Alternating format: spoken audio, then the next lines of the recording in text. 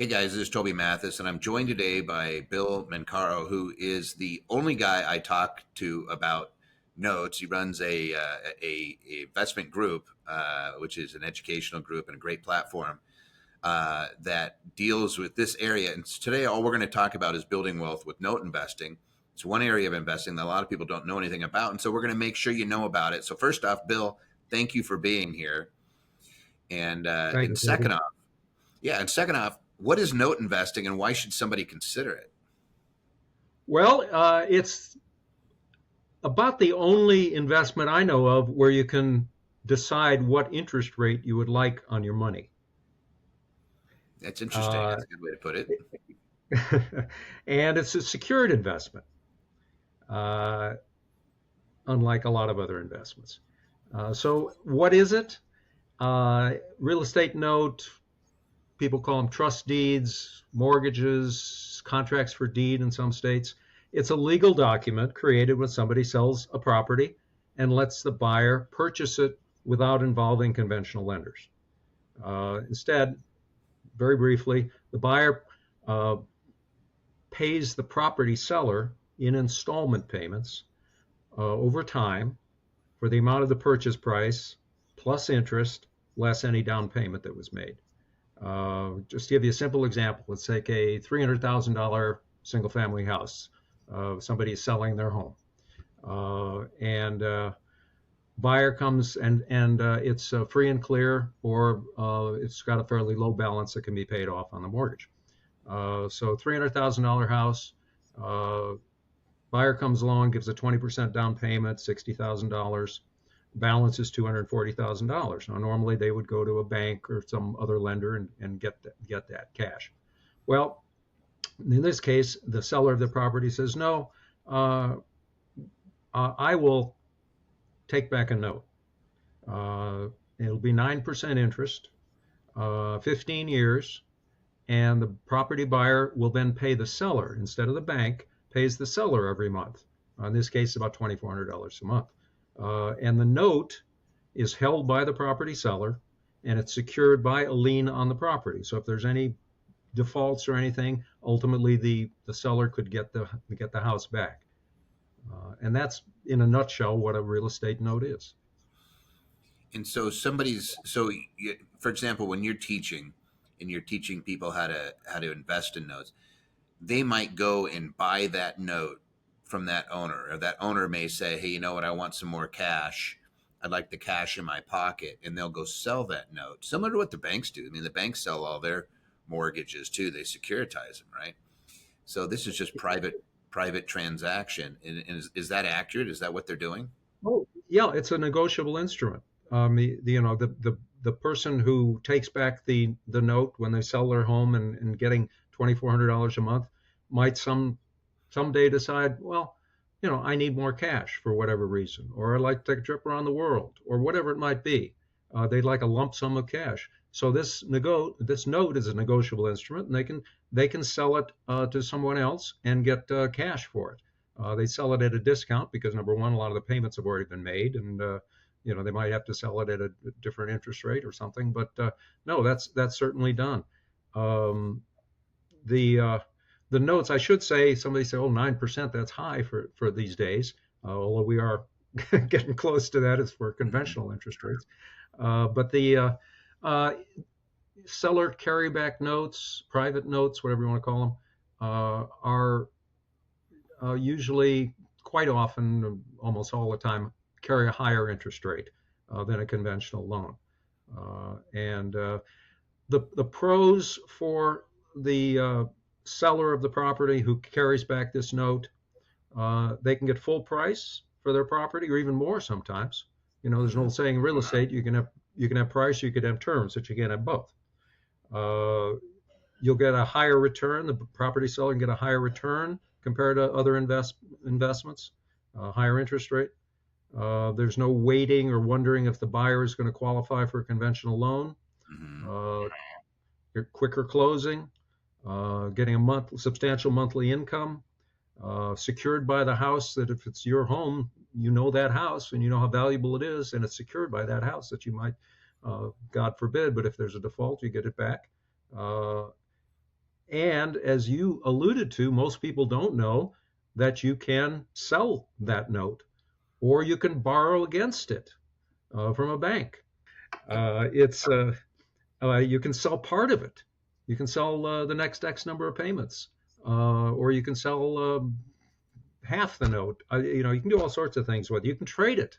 You could trade it for real estate, for a down payment on some real estate, or a car, or whatever. As I say, to use a legal term, it's a negotiable instrument, and there's a lot more you can do with notes. It's a tremendously flexible thing. If we have time, we'll go into one or two of those things.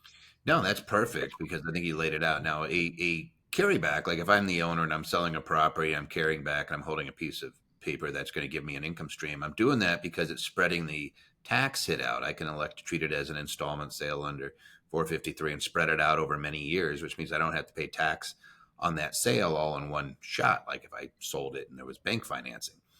Here, I actually have this thing, and I've done this, by the way, actually on behalf of clients that had carryback notes. What's the typical discount on that? So let's say that I have a $100,000 note that's getting $2,000 a month. I don't know. Let's just say it's 9% interest. I don't know if the numbers actually work, but let's just say you That's had that great. note.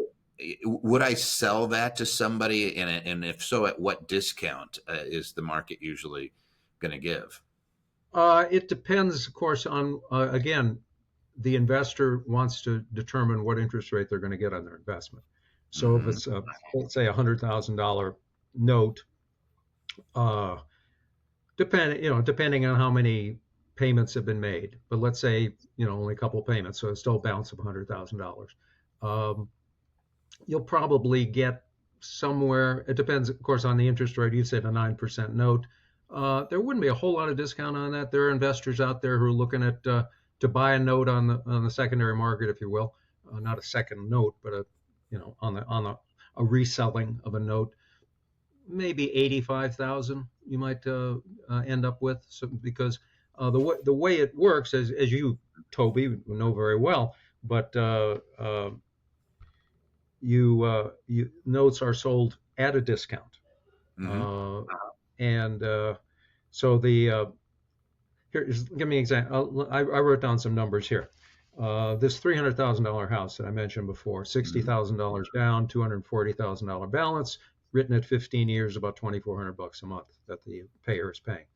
So the seller wants to sell that note, and the interest rate that the investor wants is 12%. Well, you plug Mm-hmm. that into a financial calculator, that comes to $200,000. So the investor pays $200,000 for that note, getting $2,400 a month. Well, if you plug that in the calculator, that's a 12% return on your money. So Mm-hmm. the investor who buys that note has converted a 9% note to a 12% interest rate note. Yet the terms, the note payer's interest rate, still 9%. The monthly payment's still the same. The number of payments doesn't change. Nothing changes for the note payer itself. It's just by buying the note at a discount, you increase your return on your money from 9% in this case to 12%.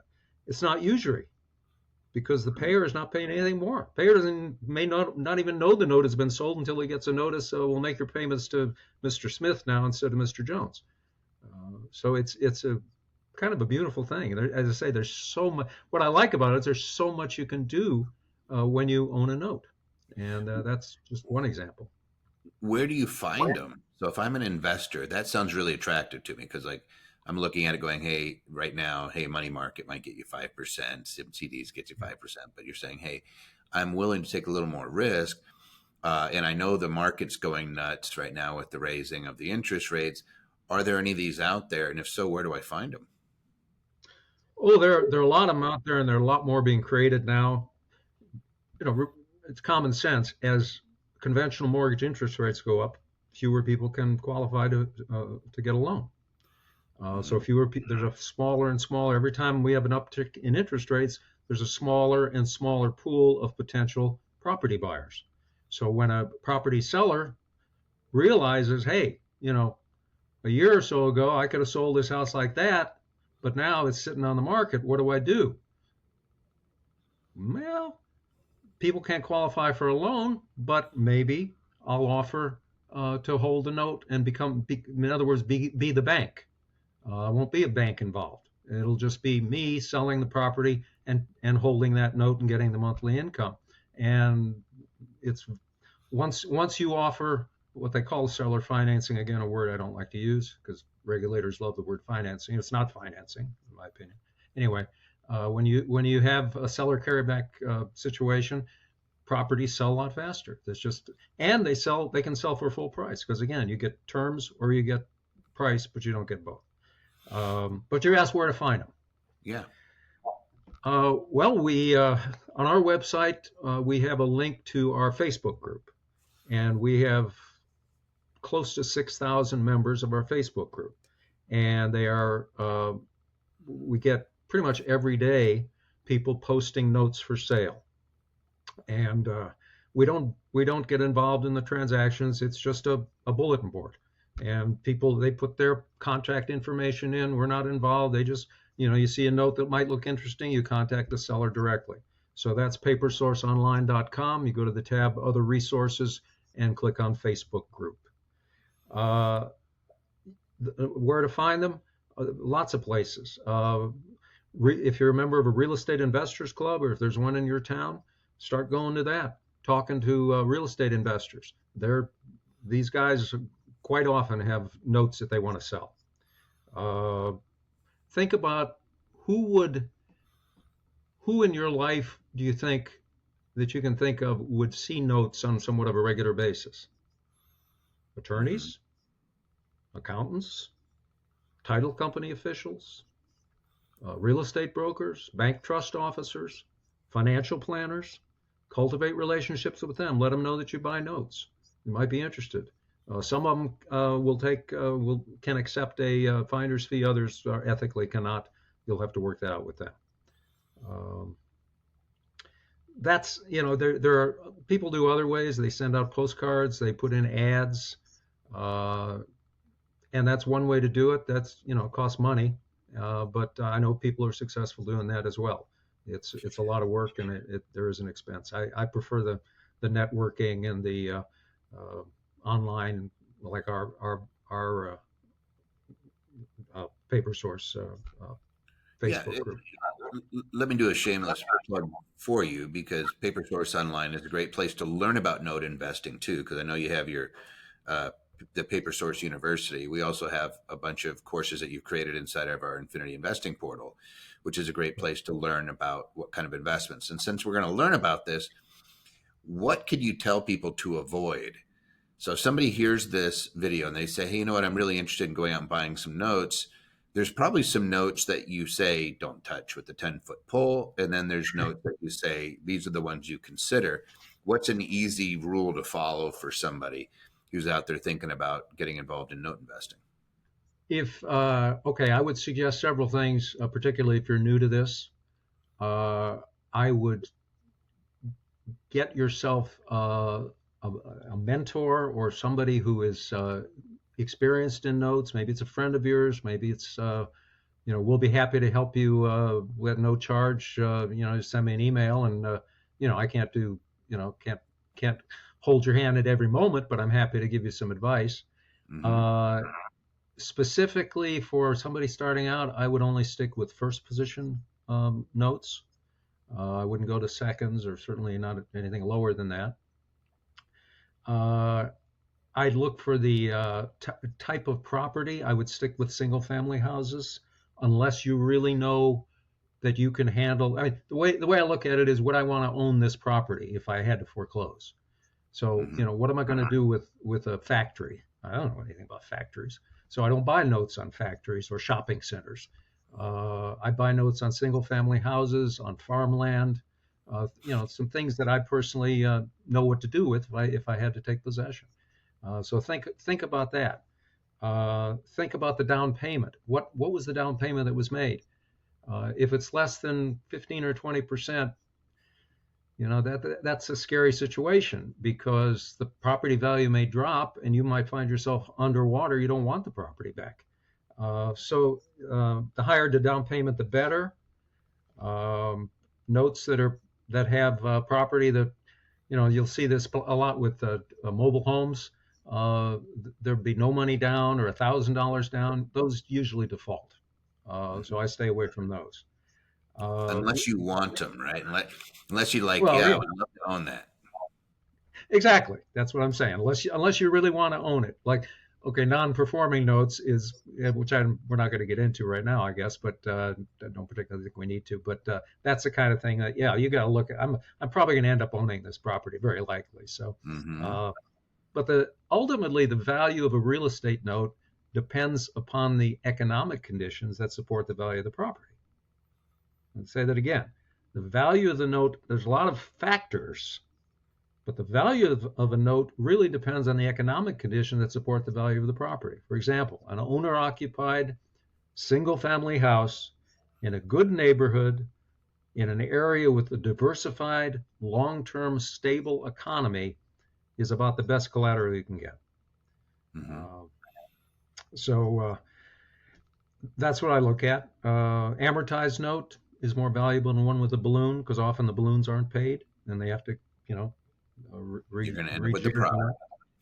note. Yeah, And, yeah, exactly. and Bill, do you have to foreclose? Like, so somebody buys the note, and the borrower starts to default. Is it all on you, or are there services that you could use to go do the foreclosure or start the process? Or is there anybody that can manage notes, things like that?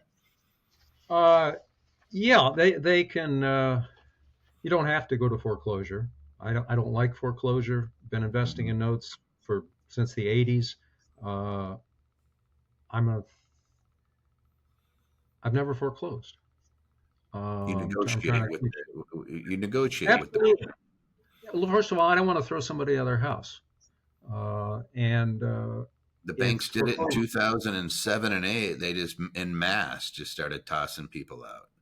Would Yeah. this would it have been better if the government hadn't gotten involved and started paying the banks off? Would it have been better if we let a bunch of note investors go buy those mortgages and negotiate with the folks that were the borrowers? Well, I'll go back to how you started that. It's always better if the government isn't involved in anything, whatever it is. Yeah, absolutely. That was a horrible time, and it has it put banks in back into business that shouldn't be in the business today. Hmm. As you, I mean, it's the goal is now I'm getting on my high horse here, but the goal is to shut down all smaller banks so that all we have are the Chase Manhattans of the world and those the giant uh, mega corporation banks. That's what they're trying to do, and cut out the small community banks. And then, of course, when we get central bank digital currency and there's no paper money left, and the government, like in communist China, where the government controls your money, and if they don't like your opinions, they cut off your money, and you can't travel, and you can't get a loan, and things like that.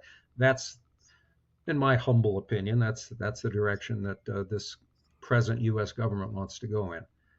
But But maybe we can we talk can about combat that. that. We can combat that by doing business with each other, right? And that's what it seems like.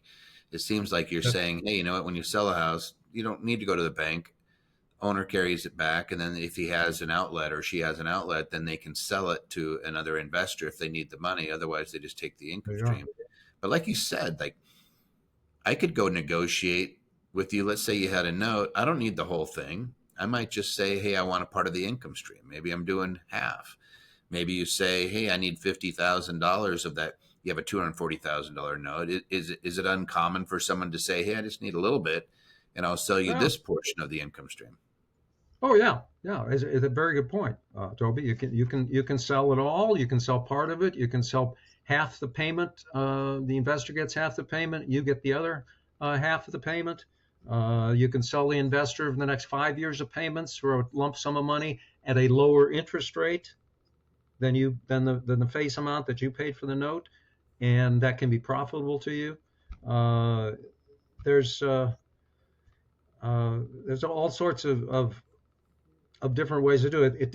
Take an example of this note, the $240,000 note on the $300,000 house, uh, written in 9%.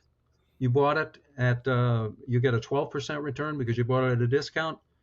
You can sell that note to another investor for a 7% yield. And I just did the figures before we got on here.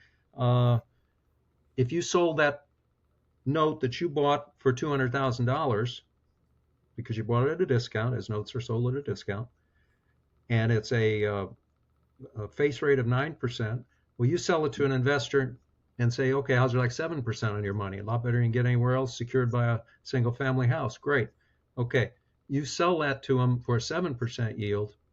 Well, how much is he paying for that $2,400 a month for 15 years at a 7% yield? That's he pays 200 or she pays $270,000 for that note. What did you pay for the note? $200,000. And the IRS would Instant. say that's capital gains. It's whatever that face value goes up is Yeah. capital gains, I believe. And you Yeah. just made a nice little profit Exactly. negotiating some notes. Is that what your people do, Bill? Oh yeah. People do that all the time. Yep. Well, I know we just got a few minutes left, Toby, but I don't want to skip over one, well, what I call the world's greatest retirement plan. It's on the same subject of buying and selling and reselling Yep. notes. Uh, Take this 15-year note that we're dealing with, this 200 and Mhm. whatever $40,000 note face value. So let's say you bought that for $200,000. Mhm. Take the next. This takes a financial calculator, and I've worked this out before this. If you sell the next 9 years of payments of that note to a private investor at a 6% return on their money, you sell it for $200,000, exactly what you paid for it. Mhm. After 9 years, the investor bought 9 years of payments. After the next 9 years, they're they're You. done. They're done. They're out of it. What happens to the rest of the payments? It's a 15-year note. What happens to those 6 years of payments? You get them. You get them back. So you get $2,400 each month for the next 6 years. If you do that 10 times, you'd have, after the 9 years, you'd have almost $300,000 a year coming in on each time, uh, with nothing invested. And people are doing this in their retirement plans. People are doing this because people are. I know what they're already going to say. They're like, "Where do I get the money if I'm not sitting on money?" You might be sitting on money. These are unrelated parties. You could do private notes inside of a self-directed IRA or a self-trusted Exactly. 401k. I'm sure you have folks Exactly. doing it in their Roths where they're never going to pay tax anyway. So, like, they can go ahead and flip a whole bunch of these notes and they don't have to worry about a tax hit. Exactly Um, right. Exactly right. no, no, that seems ingenious and it seems pretty obvious. Like this is something somebody might want to be doing. It's just I don't think there's a lot of information at it because there's these behemoths that want to be dominating the lending markets. You got Visa, you got Mastercard. I always joke like, who's the servant in the Mastercard? Like they don't even hide it. Like you become their servant when you're borrowing from these guys. But there's these huge institutions that make their money being the lender, and a lot of people don't realize I could just go to somebody in my community. Maybe it's somebody that you know that you're not related to, or it could even be a sibling you could actually do these transactions with in a retirement plan. And they say, instead of going to the bank, let me be your lender. Or you just go out and you start investing in notes. And a lot of people don't realize it's literally that easy. Is that a fair statement? Oh yeah, this is not rockets. What do they say? It's not Rocket science? rocket science. Well, no, there's no one. Oh, it's not rocket surgery. It's not brain science. It, It's but not no, rocket. I mean nobody. No, you don't be. Nobody has to be embarrassed. Nobody's born learning this stuff.